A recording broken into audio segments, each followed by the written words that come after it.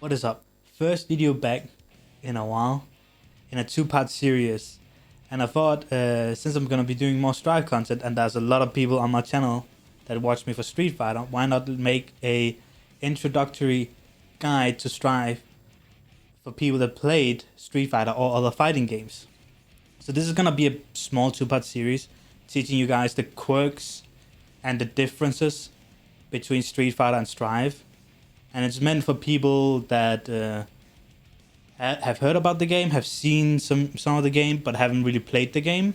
Or maybe for people that tried to play the game, but got frustrated because it wasn't like Street Fighter. So this is going to be like a summary of like you getting into the game. And I'm going to keep these videos short as possible. It's going to be 2 videos, maximum of 10 to 15 minutes each. Because short content is nice, digestible. But before we go into like the actual like serious part, I thought I would give a quick, screen of the selection screen, something like that. Because if you're completely new to Strive, coming from Street Fighter, and you don't really have a character in mind, or maybe you tried the game, and you didn't find a character you meshed with. I thought I would recommend a character, 2 characters to you guys that are both really strong right now, but also very interesting in their own ways. And the first one is Leo, and the second one is Ram.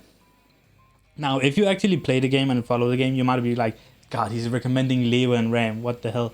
But the reason I recommend these characters is because they are relatively now especially Leo, because he's the one I have more experience with. He was the one I played in Exile, and like how they made him Strive. He's very approachable. The same for Ram. It's 2 characters that are relatively easy to pick up for people that play fighting games, but they are very strong, and also they have like these like we aren't really gonna. This is not a Leo or Ram guide, but they have these small quirks that make them very Strive like characters. Like they're Guilty Gear characters in their own right. They're not like characters from other games. They very much have the mechanics of like a Guilty Gear built into them. Leo having a back turn, which is a pretty cool mechanic you don't really see in Street Fighter, Mortal Kombat or something like that. Ram with her swords, how she can throw them and stuff. That's the reasons why I recommend these characters if you're just picking up the game, because they're interesting and fun, they're strong, and they're also very Guilty Gear-ish. Other honorable mentions, if you're just picking up the game, of course, Soul, the poster boy of the game. He's a combo monster. I guess that's what you can say. He's a overall really strong character, but he has a lot of very fun combos, and like he does a lot of damage with them. So like I think he's also very fun to pick up. And if you're very dry and vanilla person, Kai is kind of like the Ryu of the game.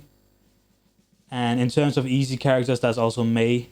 I don't know why anyone would play Mei, but she's on the picking screen. And the last one I think I would recommend is Biken. I think that is like those characters I would say that if you're just getting into Strive and you don't know who to pick up, these characters are well documented on YouTube. There's a lot of people that made guides and like have posted tech on how to play these characters. And a lot of strong players are playing them. So there's a lot of things you can steal from other people. So they are really good introductory characters in my opinion. Personally, I play Sato, and I'm probably gonna make some small guides for getting into Sato, because I hear a lot about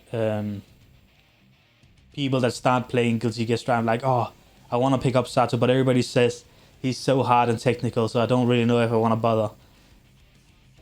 That's for other videos, but like I'm thinking about doing something with them. But anyway, so that's like the characters I recommend, besides Sato, the ones I've mentioned. But yeah, the 2 top ones I recommend is Leo and Ram.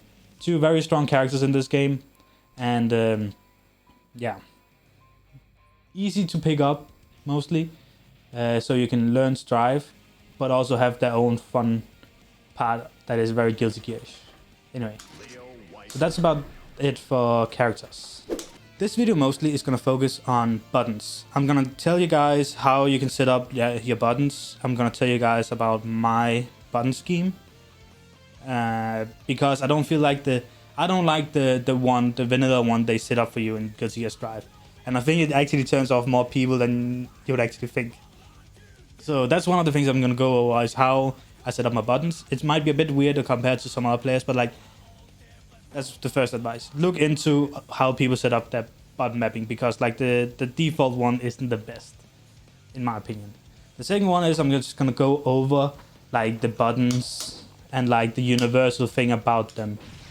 And I'm not going to talk a lot about Leo. I just use Leo as my teaching character, because I'm mostly going to talk about the specific buttons and how you can think of them coming from Street Fighter, stuff like that. And the small universal quirks about them. So, Strive is a 5-button game, in that sense that you have a punch, a kick, a slash, and a heavy slash. And then you also have a dust. A dust being a bit of a special kind of attack button. And we'll get into that a bit later.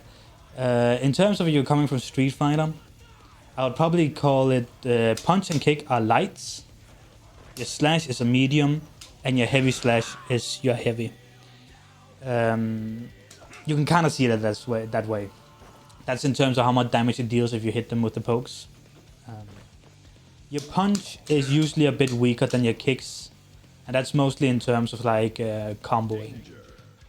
And what I mean by that is like usually you will see people do like kick combos or stuff like that, where a punch is usually used to interrupt people jumping at you, or maybe sometimes, very rarely, used for small filler in combos.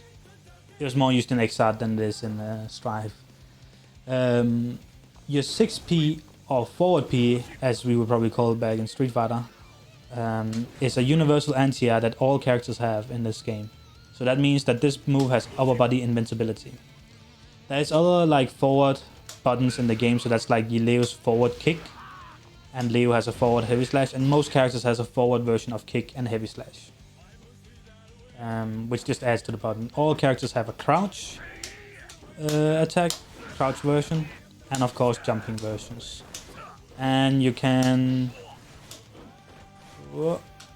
cross up in this game. And some characters have better cross-ups than others. Leo actually has some. Leo's cross-up is actually not that good, in my opinion, in the air. Slash is the only button in the game that has a proximity, that is a proximity novel, which means that you both have a close slash and a fast slash. All other buttons isn't proximity, so no matter the range, you do the same move. So like you usually use like your slash in this game is usually like a meaty. So like close slash into like close slash slash slash is usually like a very common combo for beginners. And then we get to dust. Dust is, as I said, a bit of a special button, and that's because dust is both like all dust, standing dust, are overheads. This is an overhead move, and all crouching dust are sweeps. Pretty sure. Yeah. Correct me if I'm wrong in the comments. I feel like I'm forgetting a character that has like doesn't have a sweep on crouch dodge, but I feel like they all have one. So that's universal, and that's why dust is a bit special. Also, to throw in this game, you do forward or backwards dust. So if you look at the buttons here on the side, I'm pressing the D button, which is the dust button. Oh, you'll forget that. And that does a throw. So you don't do throw by doing punch and kick or stuff like that. This like in Street Fighter stuff. Now, if you do what is called a charging dust, so you can hold in the dust button in this game, and you do that, and then you get to this stage transition things, and we'll get into that in the next video, what that means and what that is. But for now, it's just if you hold in dust, you get a charged overhead, and then if you hold up forward, you follow the character, and you can do like this kind of combo here. And you're probably gonna get hit by that quite a bit here to start with, before you get used to the flash and watching out for the flash. I even get hit by it still sometimes. There's some characters that depend more on the charge dust than others, and there's especially also players that depend on it more. Now, this isn't really like a attack button or something of that kind, but a button that is also very important to put on your stick, and you can also see it in the bottom on the stick menu, is this button. You get a dash button in this game. You have a designated dash button. You can dash the normal ways if you want to by doing double. And in this game, some characters has a run. So if Leo doesn't have it, some characters like Soul and Kai, if you hold forward and start dashing, you actually run at the character, and you have to like hold backwards to stop the run. And a small tip here to start with is watch how like I have recovery frames. I hold backwards as soon as I start my dash. And it takes some time before I stop the momentum. But if you do 2 attack buttons like slash and HS, a heavy slash, at the same time, you do what's called a FD. Sorry, if you block 2, you do what's called an FD. We'll get into what a FD is in the next video. But if you want to stop your dash early, you just do that. And that can be life-saving for you in the future. And it also does other stuff. But for now, that's all you need to know. Alright, so let's talk about how I set up my buttons. We haven't really talked about RC yet, but we don't need to talk about it. We'll talk about that next video. But just know that that's a button I'm pressing. I have on my stick. So basically, if you can see the graphic that's on the screen right now, I have an old habit from Street Fighter 4 where my most left buttons, the ones closest to the joystick, were modded to be select, so I could blink easier. So I could press jab and select button at the same time really easily. So that's an old thing, but don't mind that. You can place them however you want, but I have it this way, where punch and kick are next to each other, and then I have under that slash and heavy slash. I kind of think of it as a Marvel setup, where, you know, in Marvel you'd have light, medium, heavy, special, kinda, if I remember right. And then you'd have the tag buttons on the right of that. Now on the right of that, next to my kick, I have the dust button.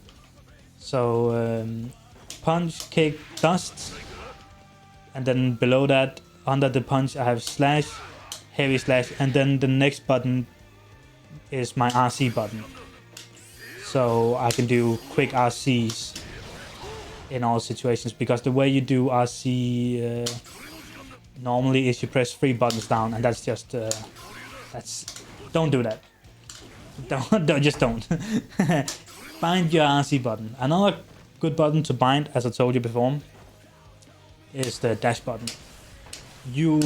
This is almost necessary. In this game, what I'm doing here is what is called instant air dash, which the old way of doing it before Guilty Gear Strive, and let's see if I can still do it, is you would press up forward and then forward quickly. So like basically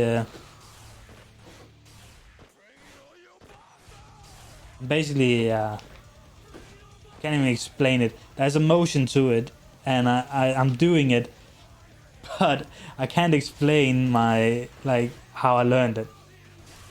But in Strive you can find a dash button, which is very helpful in a lot of situations. For example, if you want to RC dash forward, because if you press dash before doing the RC, you kind of dash forward in the RC, but we'll get into that next video. But like, you can kind of see like this is a normal RC, but if we do a dash right before we RC, we move forward, which means, and then you can cancel that. We'll get in that next video, but like a dash button is really good to have. So I have the dash button on my left on my slash button. So that's on, though that would be like the select blinking button as Street Fighter 4. And then like I have the taunt button there, because you gotta have taunt. So I don't want to go too much into combos in this video. You can go look up character guides and like combos. I'm no doubt you'll get the hang of that, but just a quick rule, if you like doing combos and want to experiment yourself. Your punch, your kick and heavy slash no, not heavy slash, close slash, all link into directional attacks. Doesn't mean they combo, but they link into them. That means that I can do that. I can do that. So that's a kick into 6p. So I also have 6k. So that's a combo like you could do into that. That's like Leo's quarter circle forward special. He also has this, and like he also has a charge move, this. So you can do stuff like that if you want to do that. Maybe not advised. Stuff like that. As I said, it links but doesn't mean it combos. So just because you can link into it doesn't mean it's gonna combo. Another rule is your S usually links into your slash far S, which usually links into your HS. So you like, as I showed earlier. And that's like some very basic universal things about combos in this game. So that's about it, boys. I told you this would be a quick one. I think this is about 10 minutes long. Next video, we're gonna talk more about the more quirky stuff in Strive. Like something about the throws and like the RC meter. We're gonna go over this fun stuff and all what that means. Thank you guys so much for watching. Hope you enjoyed the video. Bit basic, I'll admit that, but if you felt this was a bit basic, it obviously wasn't meant for you. But hopefully it was meant for someone out there. And if you could use it, please give a like please give me a like, and sub to this channel if you aren't already. It's tough in these streets. I'm trying to make more Strive content, and all those small gestures are very appreciated. So thank you guys for watching, and I'll see you guys next week.